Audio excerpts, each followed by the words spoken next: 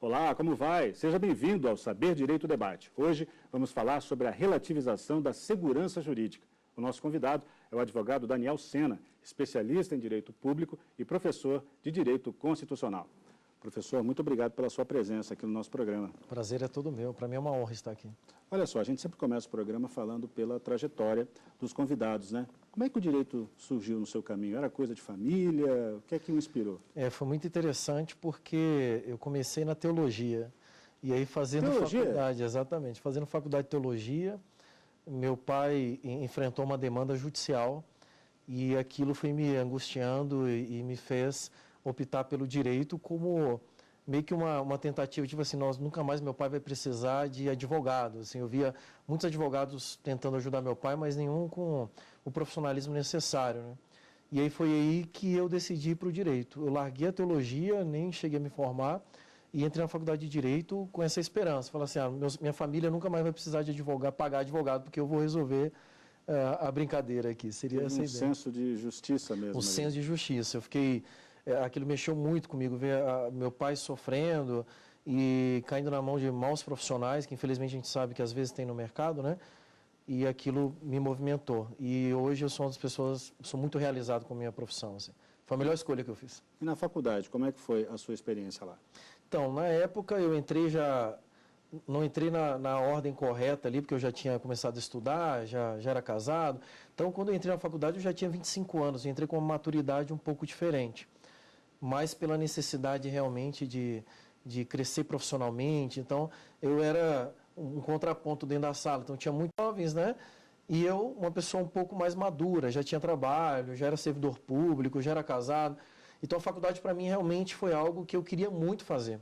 E quando eu comecei a faculdade de Direito, eu tinha duas paixões ali que se resolveram ao longo da caminhada. Uma seria a advocacia, por conta desse senso de justiça aqui, em razão do que meu pai viveu.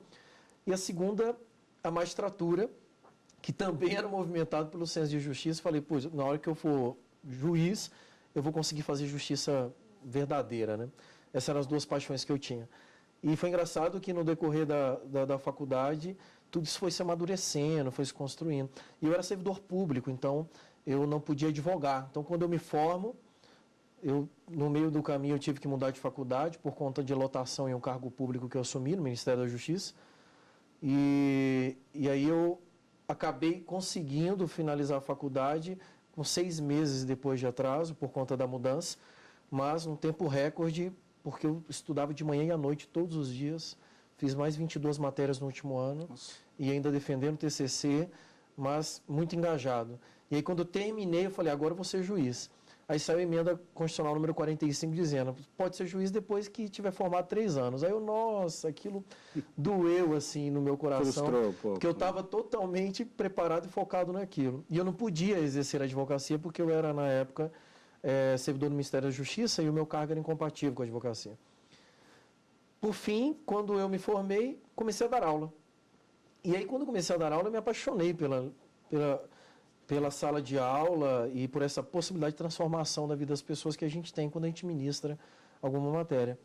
E aí eu fui me distanciando dos outros 2 projetos. Então, curiosamente, eu comecei com 2 focos e terminei num terceiro objetivo que hoje me realiza muito, que é dar aula. O fato de ser servidor também influenciou nesse seu caminho pelo direito público? Quando eu trabalhava no Ministério da Justiça, no Departamento Penitenciário Nacional, e dentro do departamento, até pela minha formação jurídica, eu cheguei a ser até vice-diretor da unidade, fui assessor jurídico de direção. Então, trabalhei muito com essa parte de legislação de direito público, principalmente na área de direito administrativo. Então, tudo isso aí foi corroborando para eu me firmar nessa área. Mas existiam 2 professores que me impactaram muito, um na faculdade e um posterior à faculdade, quando eu fazia curso preparatório.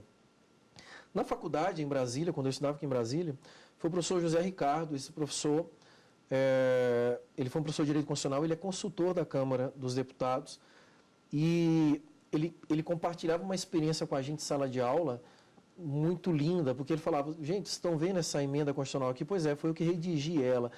Então, você viu um bastidor daquilo que a sociedade estava vendo como Constituição, e lá a gente estava de frente com uma pessoa que tinha participado da construção da norma.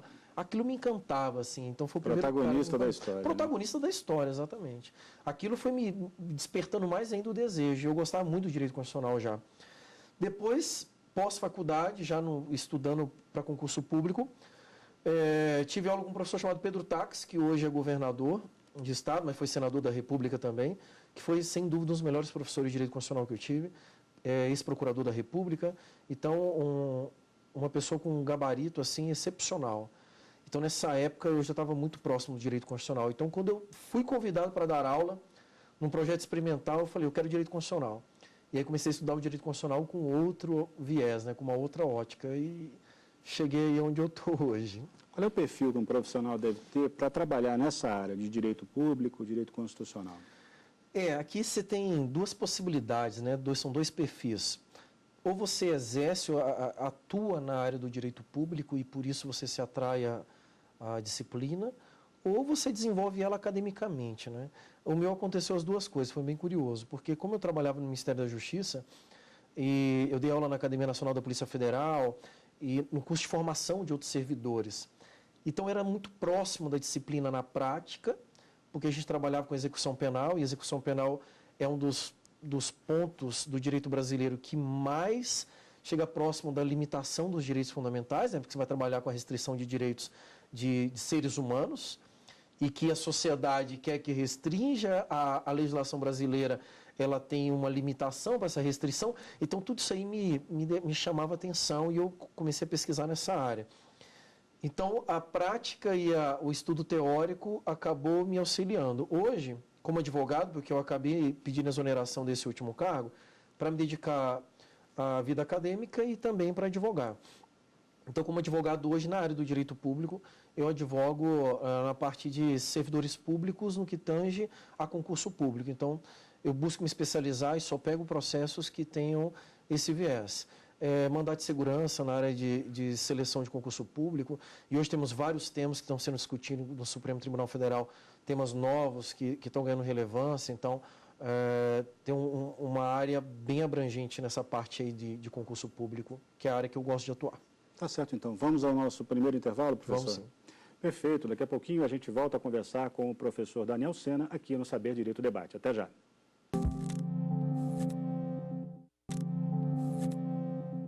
O Saber Direito Debate está de volta hoje com o advogado Daniel Sena, especialista em Direito Público e professor de Direito Constitucional. Professor, o que o senhor teve em mente ao planejar o curso que foi exibido ao longo da semana aqui na TV Justiça?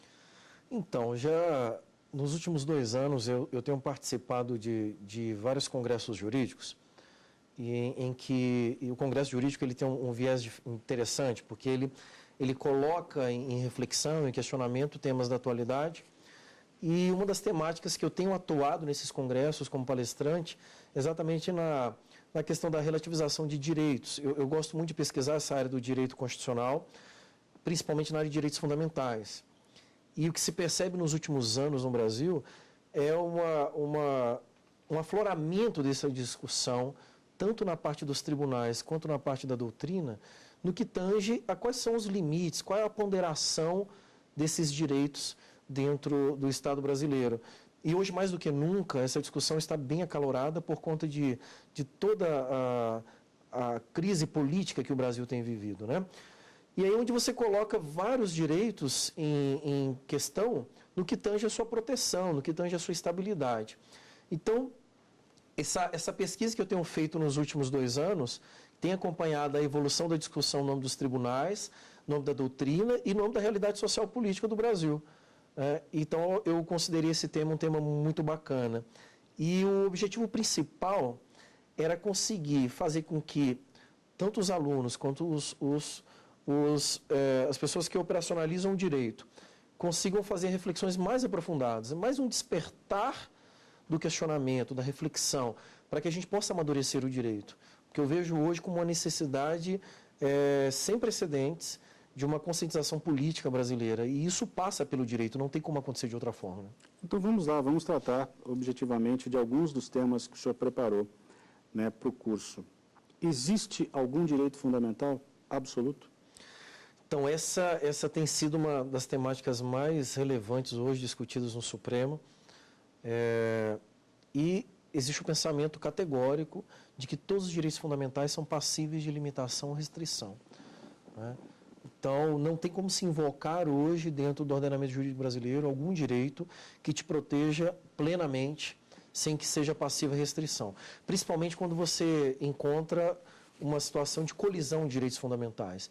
É onde a prova da restrição fica mais latente. Então, respondendo a pergunta de forma objetiva, não existe direito fundamental absoluto no Brasil. Dá para relativizar até o direito à vida? Dá para relativizar, inclusive, o direito à vida, que essa é sempre a pergunta que surge, né? Quando eu estou ministrando aula, que a gente trabalha com essa característica dos direitos fundamentais, da relatividade, as pessoas falam, mas e o direito à vida, né? Porque todo mundo cresce com essa percepção. E aí é muito interessante, porque eu ministro aula para pessoas das mais diversas faixas etárias. Então, quando você faz uma pergunta do tipo, existe pena de morte no Brasil? É maciça as pessoas que estão iniciando o estudo responderem de pronto. Lógico que não. E ainda com aquele olhar assim, nossa, mas que pergunta é essa, né? E aí, quando você vai para o artigo 5º da Constituição, você mostra para a pessoa o inciso 47 dizendo, não existe pena de morte, salvo em caso de guerra declarada, a pessoa leva aquele susto, fala assim, mas espera aí, eu tenho 40 anos, eu tenho 50 anos, eu passei a minha vida toda sem sequer ter a noção de que o direito à vida pode ser relativizado pela aplicação da pena de morte no Brasil. Então, esse é um dos exemplos, né, eu acho que o exemplo mais emblemático que nós temos dentro da Constituição Federal, porque ele é normativo, né, ele está positivado, já está na Constituição. Ainda sobre a atualidade, o senhor diria que hoje o ativismo judicial coloca em risco o princípio da segurança jurídica? Essa tem sido uma questão muito debatida na doutrina, até porque é um fenômeno que a cada dia cresce mais no Brasil e é encampado pelo Supremo Tribunal Federal, que tem tido um papel, posso dizer, fundamental na concretização de direitos. Então, você tem duas linhas aqui que são muito tênues, né? Você tem aqueles defensores do ativismo judicial como uma forma de concretização de direitos por conta da omissão legislativa, né? Então, você tem aquela síndrome de inefetividade normativa da Constituição e que o Poder Legislativo não resolve. E aí o Supremo acaba atuando aqui de forma aditiva, né? Então ele vai interpretando a Constituição como guardião e como intérprete, ele vai interpretando e vai dando efetividade para direitos que deveriam ser efetivados pelo Legislativo, mas não é, por diversos fatores. Por outro lado, você tem aqui um risco de se manter a separação dos poderes garantida, porque você tem um órgão do judiciário que não é legislador, mas de forma insistente ele tem tapado essas brechas legislativas como um verdadeiro legislador, né? Porque quando ele decide e ele invade essa omissão legislativa, ele acaba atuando como legislador. E é aqui que mora o risco de se ferir a segurança jurídica, porque o pilar da segurança jurídica é a norma, é por isso que nós somos um Estado democrático de direito. O Estado de direito, ele surge desta ideia de um Estado que é regido pelo império da norma. Ou seja, o que me dá a segurança e a tranquilidade de viver no Estado brasileiro? Tem uma norma que regula. Ele dá para mim direitos e ele põe restrições ao Estado. Se eu tenho o Poder Judiciário pegando essa norma e interpretando de acordo com aquilo que eles acham que é melhor, você começa a relativizar a segurança jurídica. Então, tem um risco aqui de você começar a perder essa segurança. Vou manter o senhor na panela de pressão. O direito à manifestação do pensamento, ele pode ser exercido de forma absoluta? Esse tema também tem ganhado aí um cenário jurisprudencial e doutrinário de uma forma bem intensa nos últimos anos. Mas, voltando à característica essencial dos direitos fundamentais, não existem direitos fundamentais absolutos, até mesmo a manifestação do pensamento. É engraçado porque quando você fala na manifestação do pensamento, geralmente ela vai encontrar restrição em um outro direito fundamental. É um dos direitos que mais colidem hoje com outros direitos fundamentais, né? Então, você vai ter a manifestação do pensamento colidindo, por exemplo, com o direito à intimidade. Então, manifestação do pensamento colidindo com normas de direito público. Então, essas colisões, elas têm exigido do Poder Judiciário uma atitude no sentido, e aí, o que prevalece? O que só pode ser feito no caso concreto. Então, citando um exemplo aqui, que eu acho que é um exemplo, hoje, é a parte que o mundo mesmo está vivendo, isso é uma questão mundial, que são os chamados hater speeches, que são aqueles discursos de ódio na internet, né? Então, o camarada chega lá, ele olha e fala, olha, eu não gosto dessa religião. Ele vai lá na página do Facebook, na rede social, e fala, olha, todo mundo dessa religião aqui tem que morrer, e com esse discurso de ódio, ele manifesta a opinião dele. Então, ok, pode manifestar a opinião, mas a Constituição diz, mas é vedado o anonimato. Então, toda vez que você manifesta a opinião, você tem que, a vedação do anonimato já se torna um restritivo para a manifestação do pensamento. Você quer manifestar? Ok. Mostre a sua cara, porque se alguém se sentir ofendido, ele vai ter direito a requerer a sua indenização pelos danos causados. Então, aqui você encontra essa ponderação do direito à manifestação do pensamento. Perfeito, professor. Vamos ao nosso último intervalo? Perfeito. É o finalzinho aí do Saber Direito Debate. Daqui a pouquinho a gente volta para falar dos livros recomendados pelo professor. Não saia daí.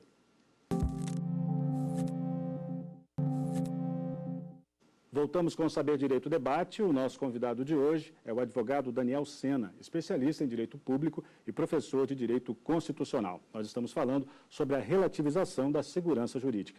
Professor, agora a gente fala dos livros, né, que o senhor trouxe aqui para o programa. De Pedro Lenza, Direito Constitucional Esquematizado. O que é que o senhor pode falar sobre esse livro?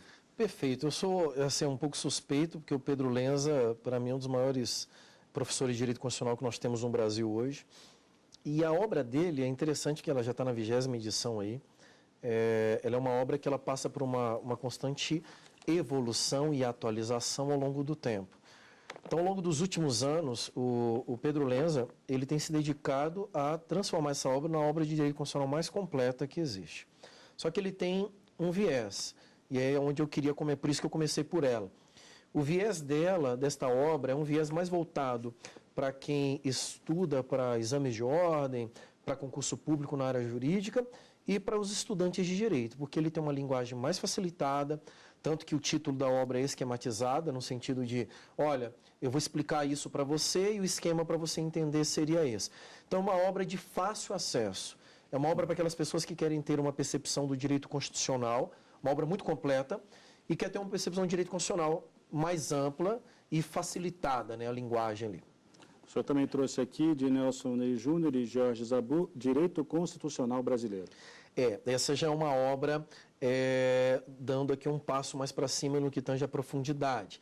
São dois professores que vão trabalhar com o direito constitucional mais moderno, num movimento bem forte de neoconstitucionalismo no Brasil, onde eles vão aprofundar as temáticas do direito constitucional, não com tanta facilidade de compreensão quanto o Pedro Lenza. Então, eu coloquei ele nessa ordem exatamente. Para quem quer algo mais aprofundado, mais algo amplo também. Não está mastigadinho. Não está mastigadinho. O cara vai ter que pensar mais, é uma linguagem mais rebuscada, é uma linguagem mais aprofundada. Ele vai trabalhar com uma reflexão mais aprofundada. Então, ele é excelente para profissionais de direito que querem aprofundar a temática do direito constitucional. Eu considero uma obra assim maravilhosa. O senhor também trouxe aqui, de Cláudio Pereira de Souza Neto e Daniel Sarmento, Direito Constitucional, Teoria, História e Métodos de Trabalho. Aqui já é uma obra, dentro dessas três, seria a obra mais aprofundada, destinada mais a profissionais do direito, academicamente falando. Então, o bacharel em Direito que quer aprofundar uma temática, o estudante de pós-graduação, é uma obra excelente para trabalhar os temas que eu trabalhei nessa semana. Não é para essa aqui já é para iniciados. Esse aqui já é para o cara que tem uma base. Por quê? Porque ele vai trabalhar o leque principal dele é hermenêutica constitucional. E ele vai trabalhar muito, de uma forma excelente, a questão dos direitos fundamentais, da restrição, da limitação e da teoria geral. A gente tem algumas perguntinhas ainda que não ficaram esclarecidas no bloco anterior. Eu queria aproveitar esse tempinho para tratar com o senhor. O senhor acha possível conciliar o Estado laico com esse número gigantesco de religiões que a gente tem, com a pluralidade religiosa? É interessante que esse tema está num momento também decisivo, tem vários processos acontecendo, inclusive alguns deles já estão no Supremo. Nós somos um país de pluralidades, é uma riqueza cultural e religiosa muito grande.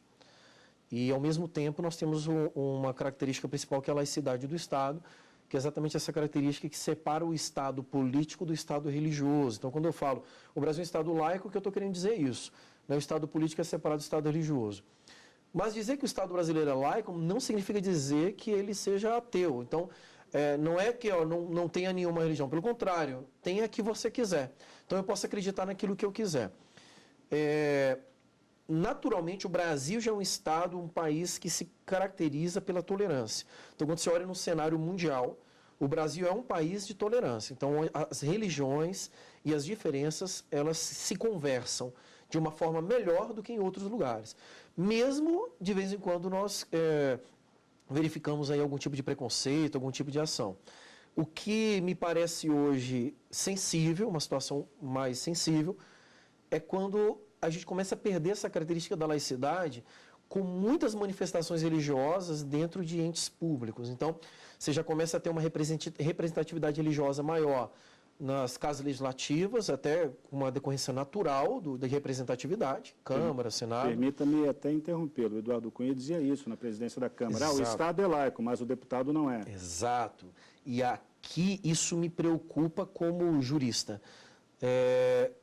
Até que ponto é saudável para a laicidade do Estado, que permite essa pluralidade religiosa, que membros de poder, né, os titulares do poder, representantes do poder, eles passem a assumir essa postura mais religiosa. Então, todos têm o direito, qualquer titular do poder, seja o presidente, um parlamentar, um membro do judiciário, não tem problema algum. Mas é importante que ele assuma sua bipolaridade.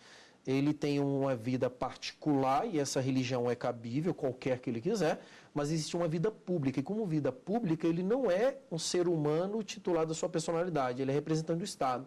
E como representante do Estado, ele tem que entender que a mensagem é laicidade. Então, me preocupa um pouco essa confusão. Me parece uma crise que o Brasil está vivendo agora. Um dos grandes momentos aqui do programa, talvez o mais esperado, se não pela audiência, mas por mim, é o das terminologias. Eu adoro isso. E eu queria que o senhor explicasse a teoria dos frutos da árvore envenenada. Isso é legal. A teoria dos frutos da árvore envenenada, ela é uma teoria importada dos Estados Unidos, ela é norte-americana, e ela trabalha com em síntese, se você tem uma árvore envenenada, os frutos dessa árvore também são. Essa é uma teoria aplicada na proibição de provas ilícitas adotada no Brasil. Então, a Constituição Federal ela proíbe a produção de provas ilícitas. E a Constituição adota a teoria dos frutos da árvore envenenada no seu texto de uma forma muito clara, muito direta. Ela fala assim, são inadmissíveis as provas obtidas por meios ilícitos, ponto. Então, se eu tenho uma prova ilícita, ela é inadmissível porque ela contraria a lei, e ela é inadmissível porque se eu tiver uma prova ilícita, ela vai produzir este veneno da ilicitude para as outras provas que dela derivarem, né? Que chama de ilicitude por derivação. A Constituição, apesar de adotar ela de uma forma muito direta, muito clara, com o tempo ela foi interpretada pelo Supremo de uma forma mais mitigada. Então, o Supremo não adota a teoria dos frutos da árvore envenenada de uma forma totalmente absoluta. Por quê? Porque imagina só uma situação, um processo no Brasil demora anos, aí você tem um processo aí que demorou 10, 20 anos, aí chega no último dia lá, para acabar, alguém levanta o dedo e fala assim, mas tinha uma prova ilícita, aí você perde 20 anos de trabalho por causa de uma prova ilícita, né? Ou então a gente pegar as várias situações que estão acontecendo hoje no Brasil, de operações do Poder Judiciário, imagina você, por causa de uma ilicitude, você anular tudo que foi produzido. Então o STF tem adotado essa teoria de uma forma mais com parcimônia. Tipo, não pode ter prova ilícita.